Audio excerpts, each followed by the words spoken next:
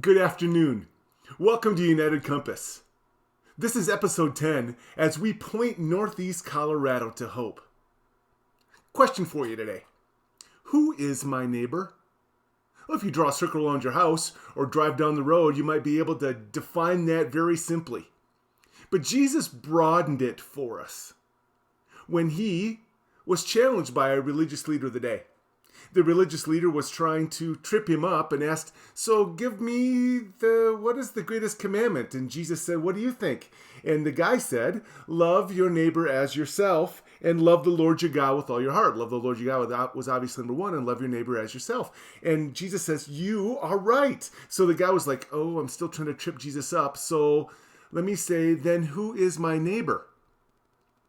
I wonder if sometimes we forget that it's not just the person living next to us that we're responsible for, it's others as well. But let's not forget the person living next to us also.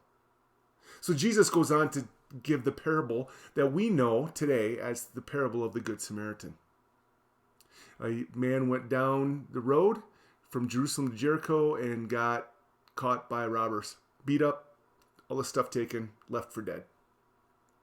A Levite came by, it says. Well, first a priest came by and walked the other direction.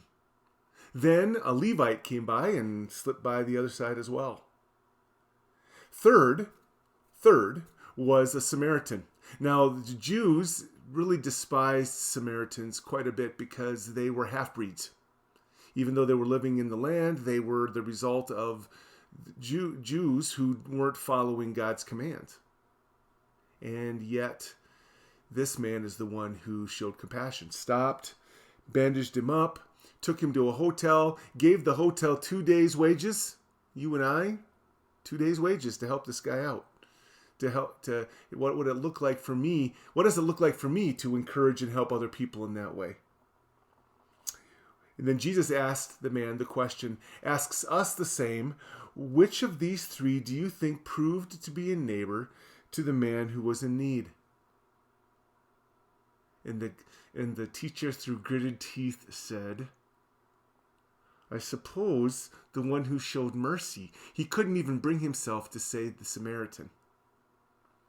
But Jesus has, as he ends this phrase, says something very powerfully to you and me 21 centuries later. He says, "Go and do likewise."